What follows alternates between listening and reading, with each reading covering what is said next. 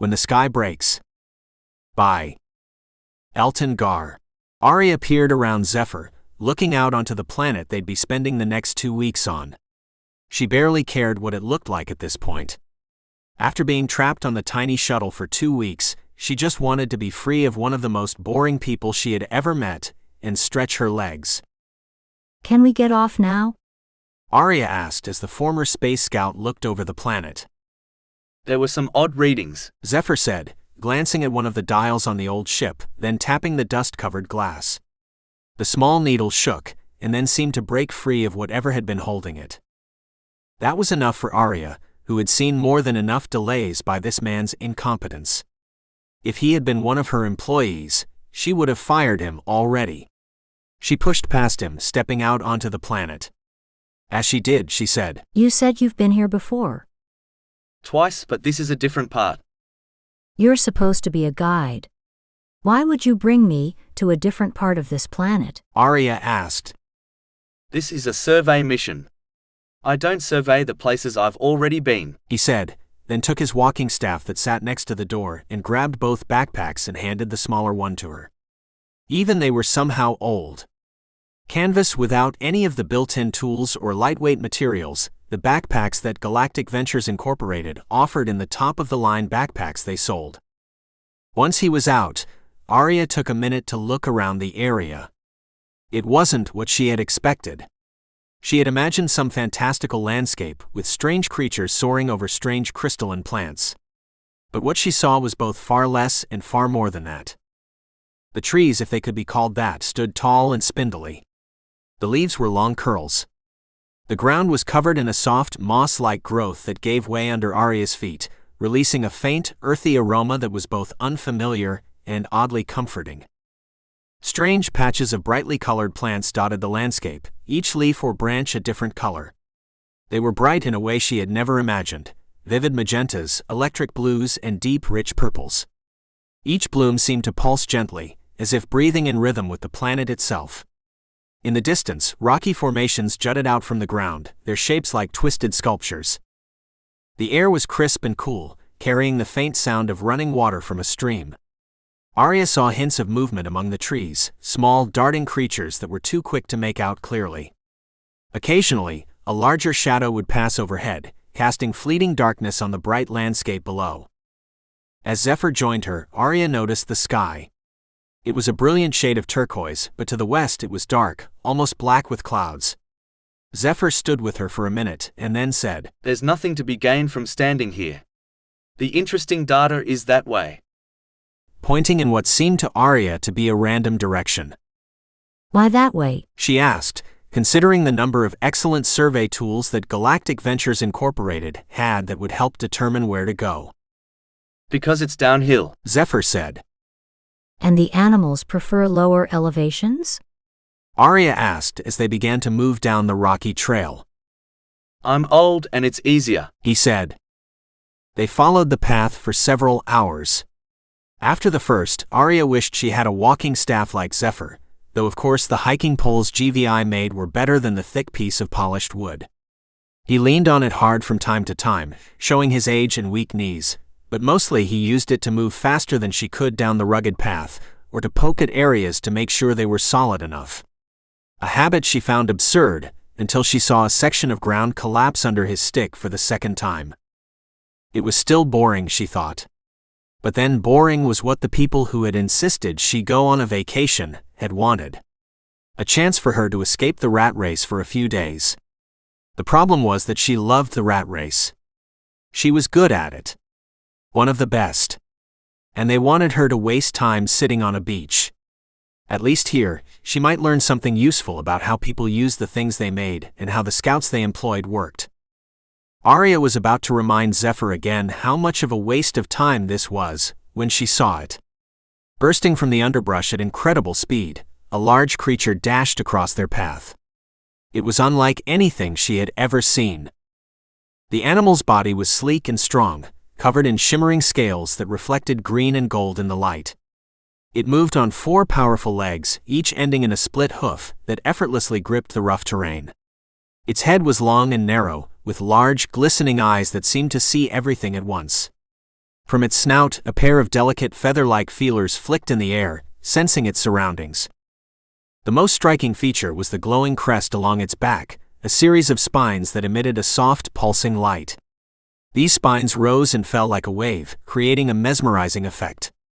As it sprinted away, Aria noticed its tail, long and whip-like with fine hair-like strands trailing behind it. The creature moved with a graceful, almost mechanical precision, every muscle working perfectly together as it vanished back into the underbrush. Aria stood there for a moment. Perhaps being here wasn't so bad. We've got to move, Zephyr said, picking up his pace. Why? That's not running for no reason. We need to find someplace secure, Zephyr said. You know something, Aria said. Zephyr turned to face her and said, Have you not been paying attention? The wind speed has almost doubled in the last hour, the sky is darker, and animal sounds have increased. There is a storm coming. Aria had seen rain, though not often. The planets she lived on had all had weather grids. Still, she didn't see why it was that big of a deal. She didn't love the idea of getting wet, but they had tents. But she couldn't be sure the old canvas things he had were even waterproof, and she wondered why she hadn't brought GVI's master tent, a tent so comfortable you'll think you're at home. She didn't ask. Zephyr may be incapable of carrying on a conversation or maintaining his ship, but he had survived more alien worlds than almost anyone, often being the first human to visit them. He considered the landscape for a moment, and then turned towards one of the rock outcroppings and began to move. His increased speed made his limp more pronounced. As they went, she began to note some of the things he pointed out. Not only was it windy, but he had turned into it, and it was remarkable how much harder that made moving. Why are we going towards the storm? Aria asked after about 5 minutes of walking into it, her own hair slapping her in the face. He held up one of the tools he carried. She looked at it more carefully and saw that it was the most outdated ground-penetrating radar device she had ever seen. It was twice the size of the one her company put out, with a bulky antenna and a screen that barely showed any details and was only black and green. But he seemed confident as he said, There is a cave this way. We just need to find an entrance. Won't there be animals in it? Aria asked. We can hope. I didn't bring a lot of extra rations, and we don't know how long the storm will last, Zephyr said. The idea of eating an animal made her a bit sick, but she thought this must be the man's sense of humor. About 5 minutes later, the first rain began to fall. It was colder than she expected, but there were only a few drops. Still, it made the ground more slippery. So when Zephyr sped up even more and stopped testing the ground, it made her uncomfortable. Moments later, there was a loud noise. Thunder, she guessed, and the sky seemed to open. The water that hit her was as hard or harder than her shower at home, and within seconds she began to feel dangerously cold. Without slowing, Zephyr pulled a large sheet of plastic from his backpack and handed it to her. She found the hole at the top and stuck her head through it so that she was at least partially protected from the rain, though not as well as she might have been with a GVI raincoat with built-in guidance systems and a heater. Zephyr pulled out his own raincoat, pulling it on over his head and backpack. It fell awkwardly, and the rain made him look even more frail, along with making it clear how little hair he had, but for now, all she cared about was getting dry and warm. Within seconds, it got almost as dark as late evening, and she could barely see the light from the brighter of the two suns through the thick black clouds. That near darkness was interrupted only by the flashes of light, and a second later, a loud crack of thunder. About half a second, Zephyr said, turning to move up one of the hills where there would be even less cover than in the shallow valley. Half a second what? Aria asked. Between the lightning and the thunder. He didn't go any further, so she began to work out what he meant in her head. There must be some significance between the gap between them. Then it struck her all at once. Light traveled faster than sound, so you could determine how far away it was. Perhaps she could integrate that understanding into one of GVI's products. There must be storms on other worlds as well. But she moved on from that to trying to figure out how near the lightning was quickly. Trying to do the math in her head almost distracted her from the cold rain hitting her in the face. And then she realized that it likely meant that the lightning was only about 200 meters away. She didn't know much about lightning, having never lived anywhere that allowed storms to get that wild, but she didn't think getting hit by it would be good. Just as she was about to say that, they reached the top of the hill. The worst place you could be if you wanted to avoid the lightning, she thought, but then she realized why they were there. This hill was tall enough that they could see all around them. And Zephyr lifted his stick and pointed towards a few jagged pieces of rock, and behind it, a cave entrance. Without any real warning, he began to run towards it.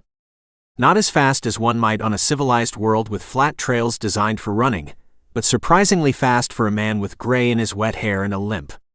It was everything that Aria could do to keep up with him.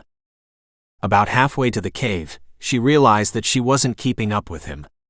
Instead, every time he got ahead of her, he'd glance back, then slow his pace so she caught up. With that, she tried to move faster, but she slipped on the ground and would have gone down if he hadn't been next to her to grab her. There were several more lightning strikes, and she tried to track how long the gap between the near-blinding flash of light and the ear-splitting sound was, but it wasn't long enough to count. That was bad. She was about to say that when something hit her. It wasn't exactly painful, but the second one hurt more. And then she saw it. There were small round pieces of ice falling from the sky. She was struggling to find the word for the strange weather phenomenon when Zephyr said, "Pull your pack up. It will help protect you from the hail." Hail, that was the word, she thought. Then she saw what he was doing. He had leaned forward as far as he could, and pulled the pack up so that it mostly protected his head from the pieces of ice that were striking them. She did the same. More pieces hit her legs once she did that, and they stung, but her head was mostly safe. And she scrambled forward. After being hit about 50 more times, she reached the edge of the cave. She started in, but Zephyr grabbed her shoulder and said, "Wait in the entrance." She was too exhausted to argue, even though the wind still cut through her. She slid to the ground and began to shiver as Zephyr moved deeper into the cave. A few seconds later, he said, "Okay. It's clear." She considered getting up and moving inside, but she was too exhausted. So she just sat there until his hand reached down and grabbed her. She was too tired to argue with him, so she allowed him to pull her into the cave. The cave was small, about 15 feet deep with rough dark stone walls. The floor was uneven, covered in a mix of gravel and patches of moss that added a slight cushion underfoot. Small pools of water dotted the ground, their surfaces still. Tiny translucent creatures with 6 legs and multiple shimmering eyes skittered along the cave's edges, their delicate antennae flicking back and forth. The air was cool and damp, carrying a subtle earthy scent, creating an atmosphere of ancient stillness. She took the blanket when Zephyr handed it to her, but barely cared. It was only when he took out a small cooking stove and set it up that she felt the first stirring of interest again. The heat from it drew her a bit closer, and she felt the first warmth in what seemed like hours, and she barely cared that it wasn't the GVI model. He put 2 small metal cups of water on top of it, and after a moment handed her one. The water was barely warm, but by the time she was halfway through it, she felt better. And when she finished, she took out one of the meal bars. "Don't overdo that.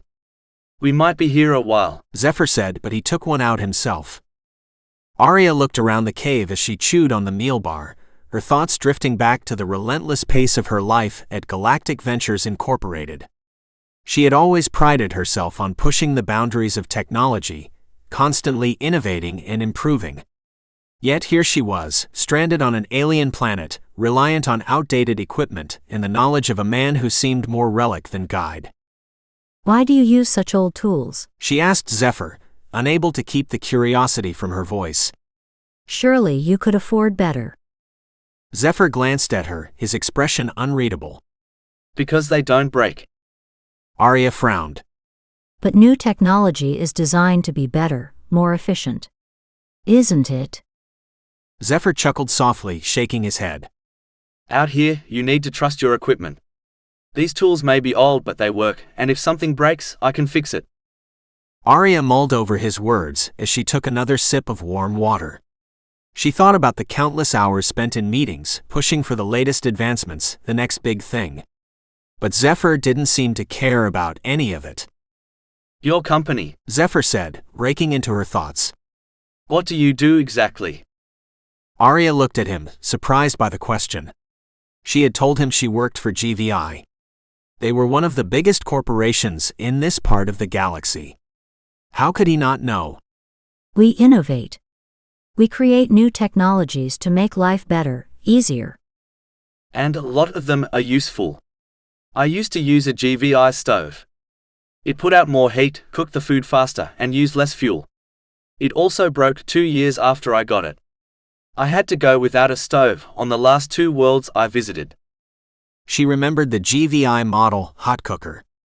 It had several more features that he hadn't even mentioned. And she had sat in on the meeting where they had discussed how long it should last. 2 years seemed more than enough when they were in a board meeting. Being out here, she thought 3 years might be better. That way, they could still meet their sales quotas but make it more likely the scouts would buy it. They might even be able to adjust it to give more warning of failure, so they could replace it before it broke entirely. They sat in silence for a while, the storm's fury echoing outside the cave. The wind howled, and the rain pounded the rocks outside like a relentless drumbeat.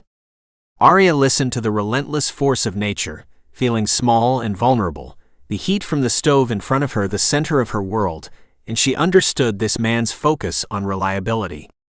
They might survive if the stove broke, but it would be a lot harder. She tried to sleep, but mostly she just listened to the storm and enjoyed the heat. Then, as the storm died away, Aria began to pack her gear. She assumed they would head back to the shuttle, having endured enough of this harsh world. She carefully inspected each item. Her pack was full of GVI tools, and she knew how long each would last. Some might keep working for longer. You couldn't make the failures too predictable, but within a few years, she'd have to replace them all. Meanwhile, Zephyr's tools would still be working years after he died. She had always seen that as short-sightedness on the part of her competitors. In the long run, GVI's profits were much higher. But she was beginning to understand the problem. You couldn't just replace something if it broke while you were out here. When she got back, she'd need to address the problem. Perhaps some type of automated courier service delivering replacements to the scouts. They'd have to pay a premium for delivery, of course, but what choice would they have? They might even be able to make a profit by selling replacement parts with the original. They'd have to be almost as expensive as the product, but they'd take up less space, and with shuttles like the one Zephyr used, that could be important. Ready to continue? He asked. Aria was momentarily taken aback. We're not going back? She asked, half expecting him to say they had completed their mission. Zephyr shook his head. No. I was only able to catalog a half-dozen plants. And I want to see what the storm stirred up. As they stepped out of the cave into the fresh, rain-washed air, Aria felt an unexpected sense of anticipation. She looked at Zephyr, who was already scanning the horizon. She liked that tenacity and focus. That type of drive made for a good employee. One who put the job ahead of things like comfort and safety. As they trekked onward, the landscape seemed transformed by the storm. Streams of water cut new paths through the terrain, exposing roots and rocks that had been hidden before. Aria noticed vibrant, newly exposed plant life glistening with rainwater, and the occasional creature emerging from shelter, adapting to the changed environment, and she imagined the new medicine and advances they might discover. A single world like this one could drive profits for years. As they set off towards the unknown, Aria realized that she wasn't disappointed the journey wasn't over. Instead, she welcomed the opportunity to learn more. Author's note. I wish that this story was more science fiction than it is. Not just because I think that the story might be better that way, but because I know that the world would be better.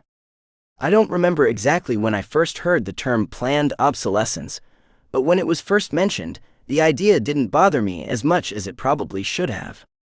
Replacing a computer or a phone because there is something new that works better is one thing. But forcing people to replace them because they don't work anymore is another.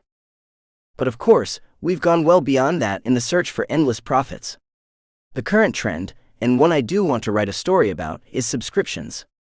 It's still mostly software, but there are absolutely companies who have tried to do the same with physical products. So far, people have pushed back, but I have no doubt they'll try again. The other aspect of this story is the learning a valuable lesson part.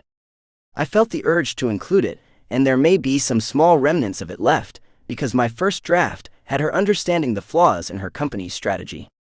But I decided that it was both more realistic and more interesting to have her focus not on fixing the problem, but on monetizing it, and in the process, creating new problems they can monetize as well. And as odd as it feels to suggest another subscription, after discussing how annoying it is that everything is a subscription service, I also need to eat and pay my rent. So if you enjoyed this, consider subscribing to my free weekly newsletter at sci-fi.com, where you can get more free stories and my thoughts on the world, or you can help me keep the lights on at www.patreon.com/Elton. Patrons get access to over 40 patron-exclusive short stories and more. Thank you. Elton Gar.